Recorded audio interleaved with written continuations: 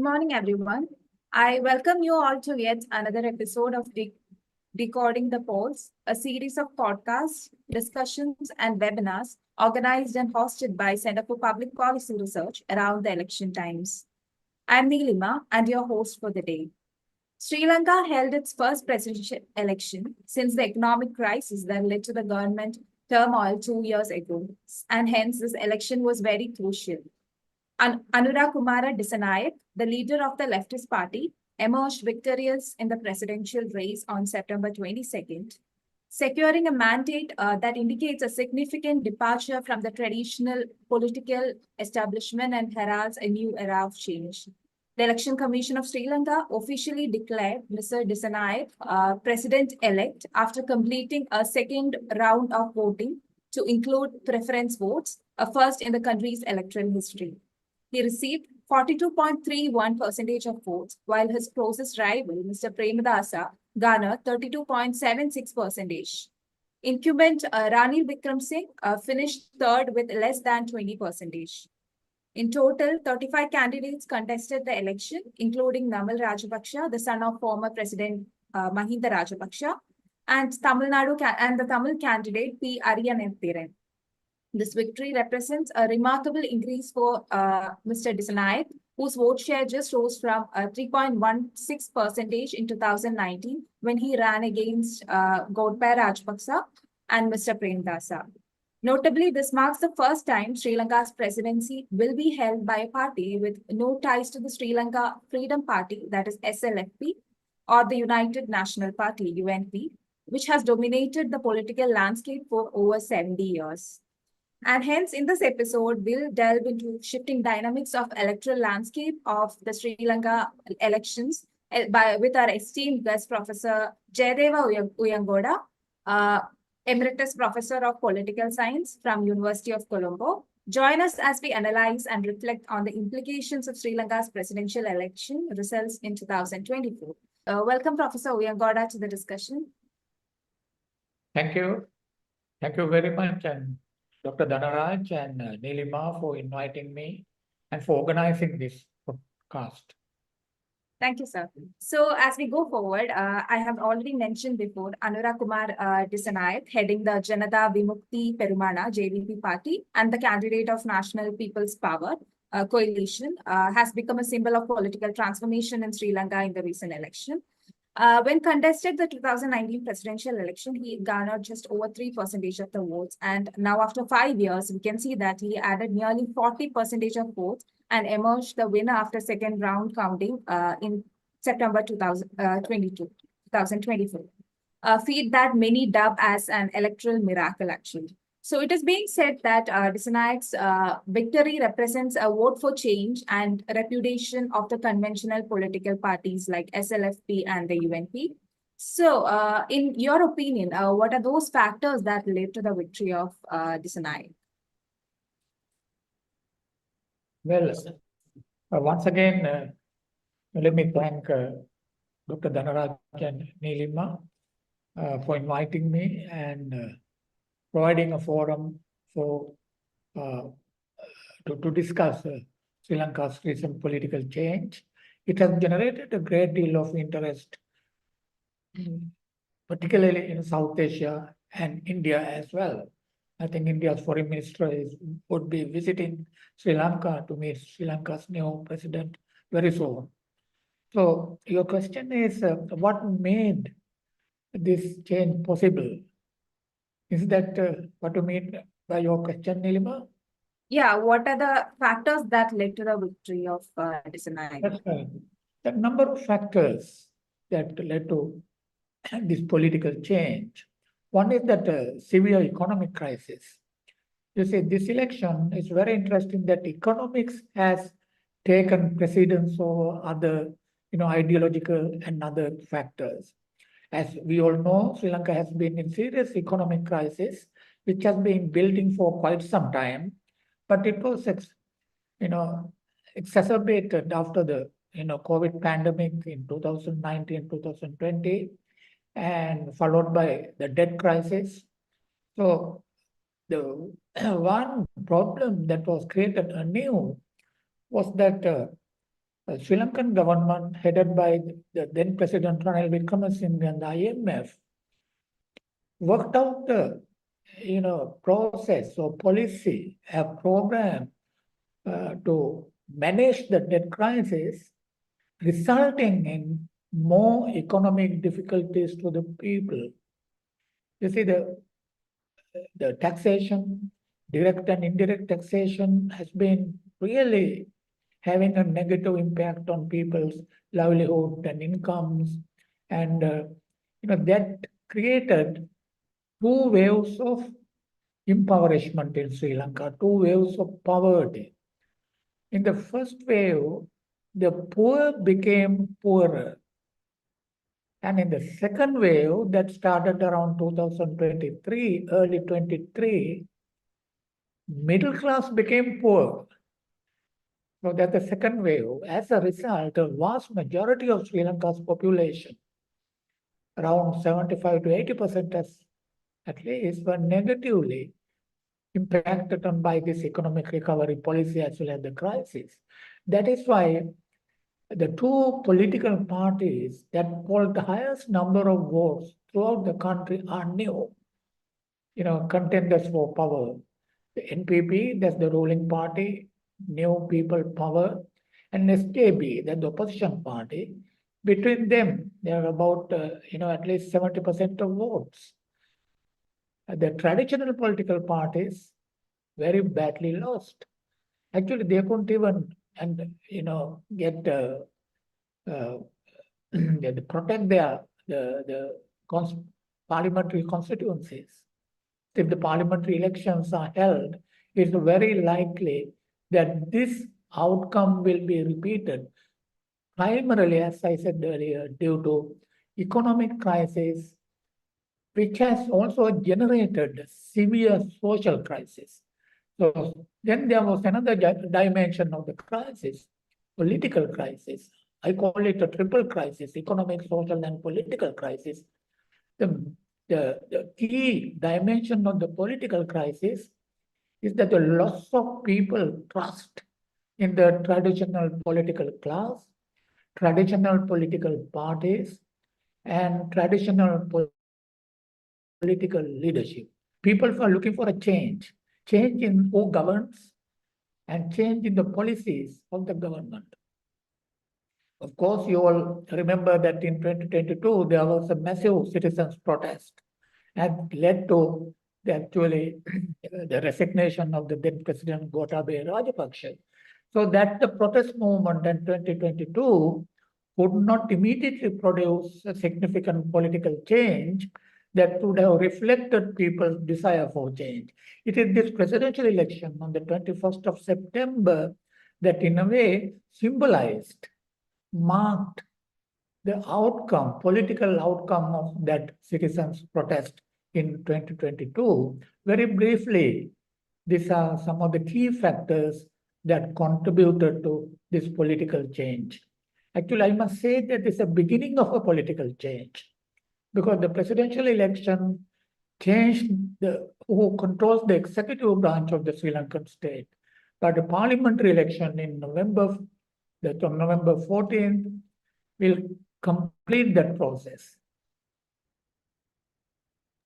Thank you so much, sir. So you also mentioned like the reasons why these traditional parties lost. So do you expect any leadership changes or changes in the policies of the traditional parties considering this change?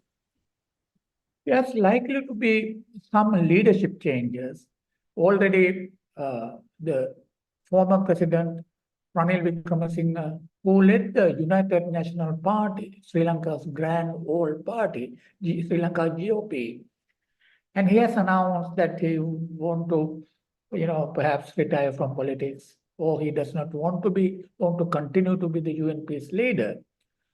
But other parties, I think, the Sri Lanka Podujana Peramuna, SLPP, led by the Rajapaksas,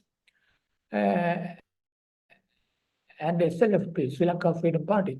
Well, these three main traditional parties have been decimated actually in terms of their, strength. So I don't think that there will be major policy changes in these political parties. The reason is that they all agree that status quo, political, social, and economic status quo should continue. They are not for a change.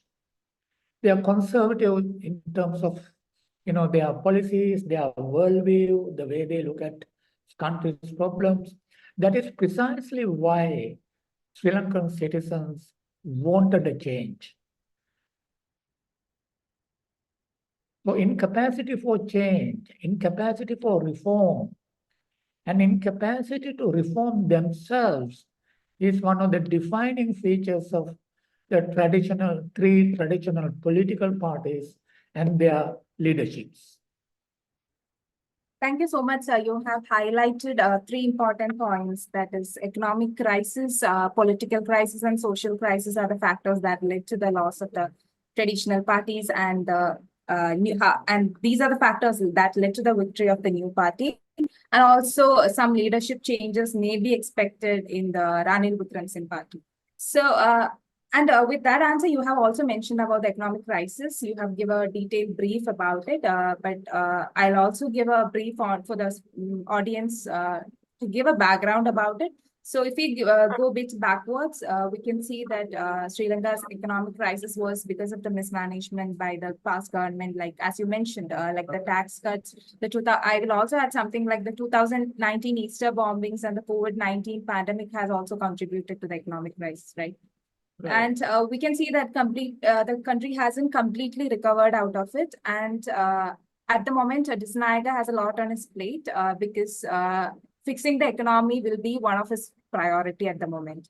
So we can see that even though he has roots in leftist politics, he has made a public stand that he's not averse to private investments in the country. And also, he has mentioned that he has plans to begin negotiations with the IMF immediately to take forward the country's $2.9 billion bailout program. So what are the possible challenges that the new leadership will encounter on the path towards economic recovery of the country? And how do you think he has to manage all this? Sorry about it. Actually, these are challenges not only specific for Mr. Dissanayake, the new president. Whoever who won the election, who became the president, would have to confront these challenges that you mentioned. So the economic challenge, particularly centered on the debt crisis, and managing the debt crisis is a priority number one. I think President Dissanayake also quite aware of it. In his acceptance speech, he made the point that he would give top priority to managing the debt crisis and addressing the economic crisis. But that also requires parliamentary support. You see, that's why the next parliamentary elections in September will be very crucial. He would need not only just a majority, but a comfortable parliamentary majority to push through his reform, rather push through his policies. But he will he will face another challenge. The challenge being that the vast majority of voters who brought him to power are expecting some sort of economic relief, right? And the IMF agreement so far with former President Ranil Wickremesinghe does not provide for an extensive social relief programs. I think a new president will have to address this issue because you cannot continue to ask the people to bear the burden of the economic crisis and the debt crisis without a sense of justice. You see, there's a new concept in Sri Lanka that emerged during last year, that economic justice. People are seeking economic justice in the sense that vast majority of the people think that they were earlier victims of the economic crisis. Now they are once again being victimized by the government, former government, and the IMF. right? They have to bear most of the cost of the crisis, right? Whereas the elite, economic elite, the top, the rich, they don't share the burden. There's a kind of disproportionate, allocation of the burden to the poor and to the rich. So that is why this notion of economic justice is one of the major, demand from the people on the new government. So the challenge is to respond to people's, demands for economic justice, and also get the IMF to agree on a new, initiative towards, I don't think social welfare is the word they are using any longer, some kind of economic relief to the poor. Secondly, the economic recovery is going to be a long-term process. Everybody knows it. Even former president said that it might take about at least 25 years. So Sri Lanka's economy has to be, the Sri Lanka's economy has to enter into a new path of growth. And that requires, new approach to economic development and economic growth. That new approach that Mr. Dissanayake, new president's party advocates, focuses on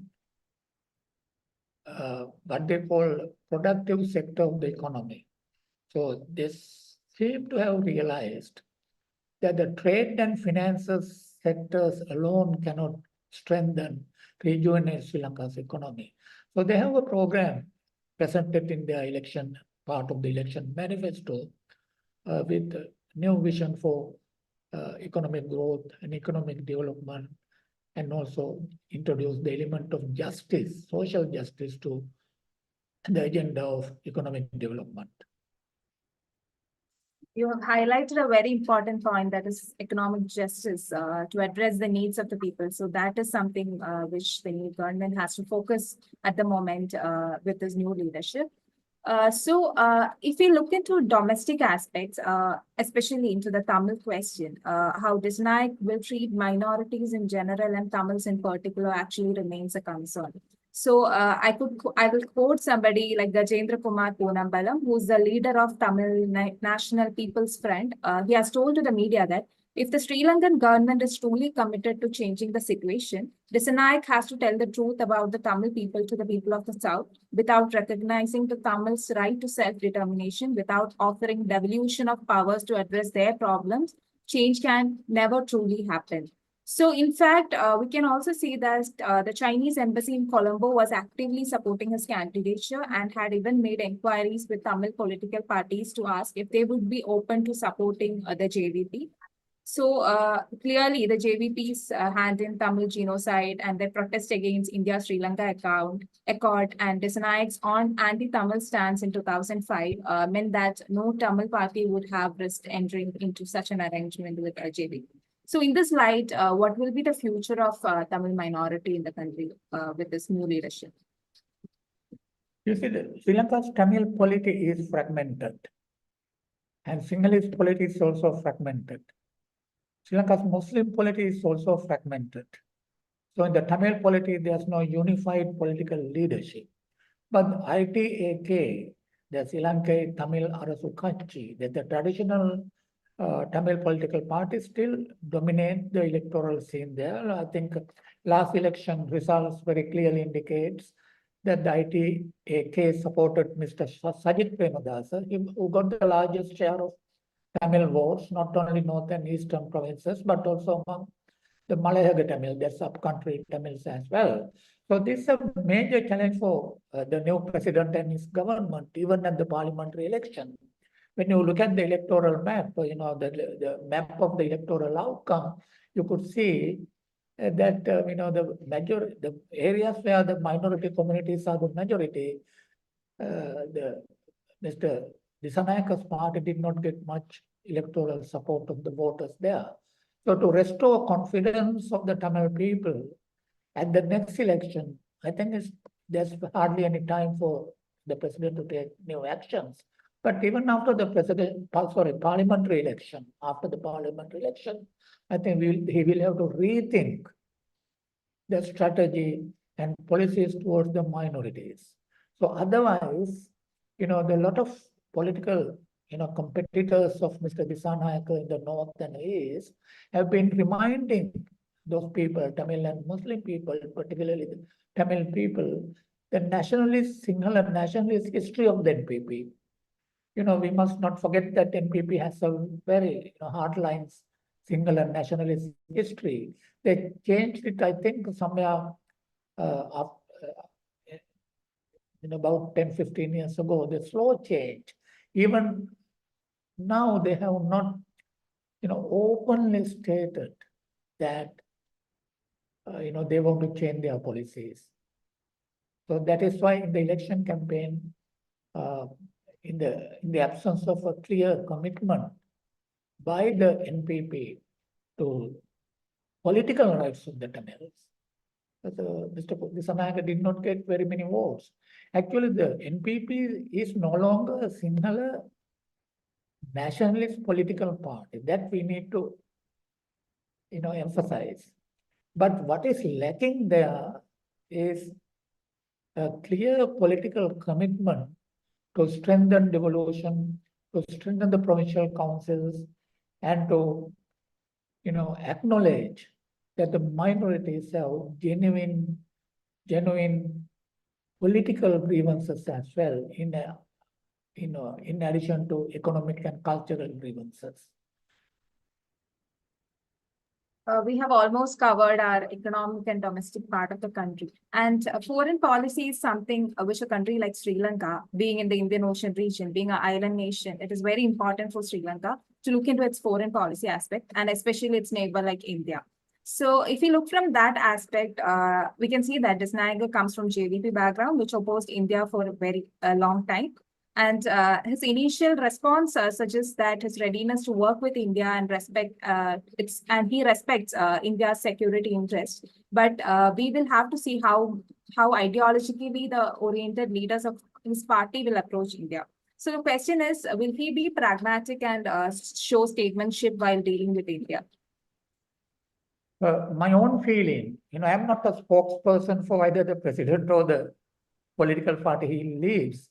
But my own impression is that Mr. Dissanayake, the president, would be following a very pragmatic approach, not only to relations with India, but also with China and other regional and global powers.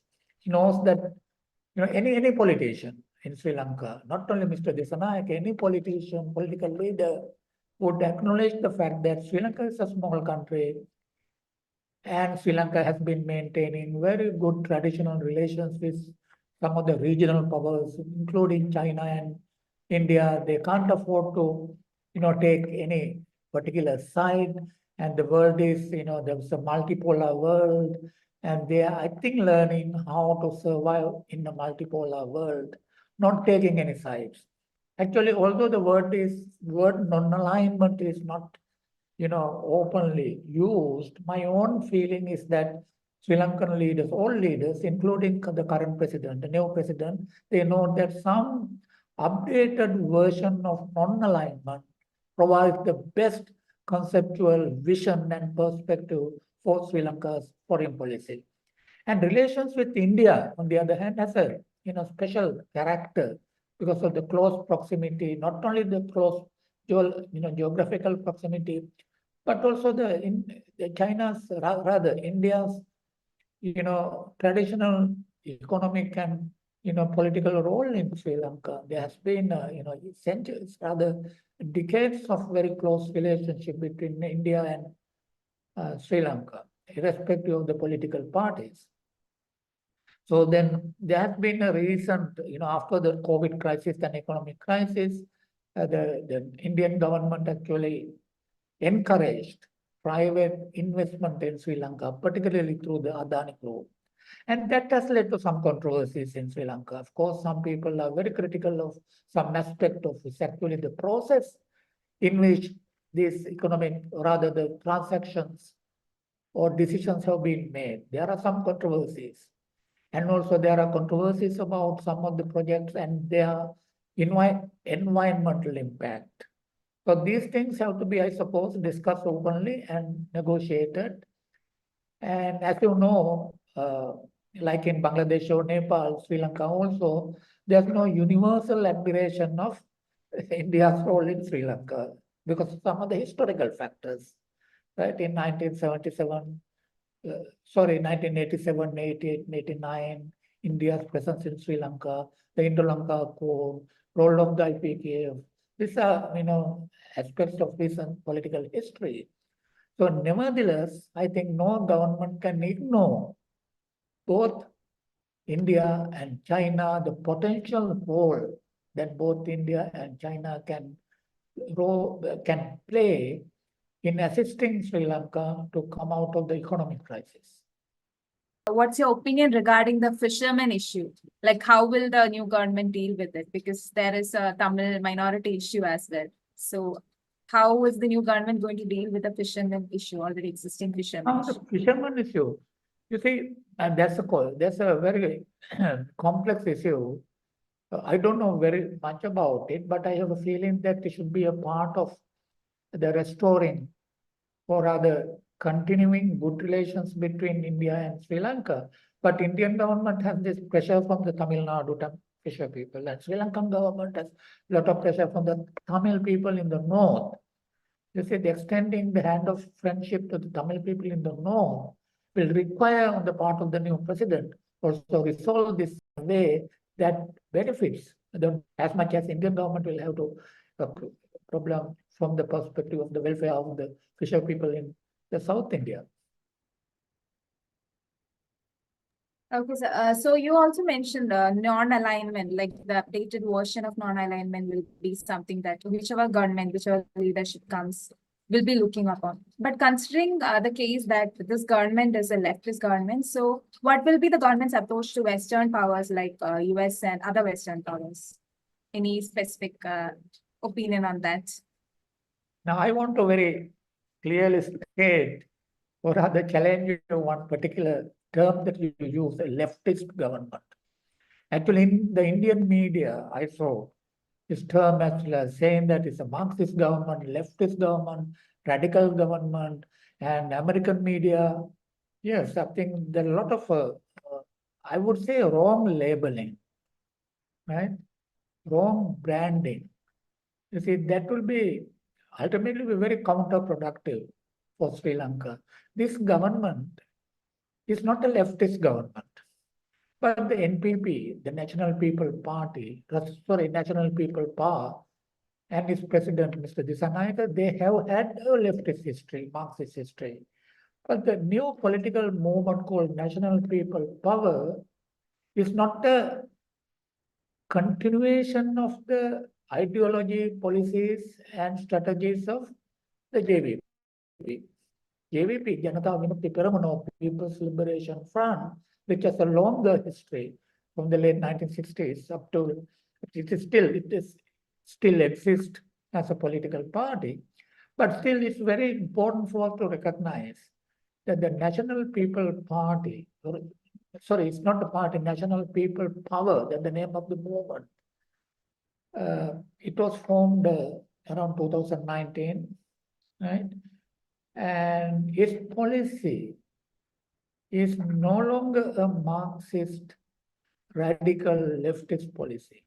It's a progressive social movement. It's a progressive political movement. I would be happy to describe NPP as a progressive political party, not a leftist political party. The moment we use this, the language, leftist, Marxist, these are late 19th century categories. There's a very interesting theoretical question we have to address. To what extent are these traditional 19th century political categories useful for us to describe, the political movement that have emerged in the context of the economic and social crisis, facilitated by the neoliberalization of the economics and societies. So, So I continue to question this labeling of NPP as a leftist, radical or Marxist party. If you read the NPP election manifesto, it's available. Its English version is available online. You could see that no, there's no left-wing terminology in it. There's no left-wing, as we understood traditionally, no left-wing, programs of reform. It's a reformist party, right? And it's I would call it a progressive reformist party. And we will see a similar development happening in Bangladesh as well. Bangladesh is now looking for, after the exit of Prime Minister, the former Prime Minister, what kind of political alternative they need. I have a feeling that, like in Sri Lanka, I am not going to advocate anything to the people of Bangladesh, but the best alternative, immediate alternative, would be to form a broadly progressive reform movement and reform party. Because the traditional political parties, whether it is in Bangladesh, whether it is in Sri Lanka, have demonstrated without any doubt that traditional political parties are no longer capable of even understanding the nature of the current crisis in our societies. So that is why there is a vacancy for a progressive reform party in South Asia. I don't know to what extent, my claim would be applicable to India, but, probably India also needs a progressive reform party. Thank you so much, sir. With that, we have come to the conclusion of today's episode. As we wrap up this evolution of 24 Sri Lanka presidential election, with the expertise of our esteemed guest, Professor Jayadeva Uyangoda, we have provided insightful analysis of the implications of these election outcomes with the emergence of the new party in the Sri Lanka. We have also looked into economic and political challenges for the new leadership, the foreign policy approach of the new government towards major powers, etc. Please don't forget to like, share, and subscribe to our channel. Thank you for joining us throughout the series. Until next time, thank you. Thank you very much, Neelima, for moderating. Thank you, sir. Thank you.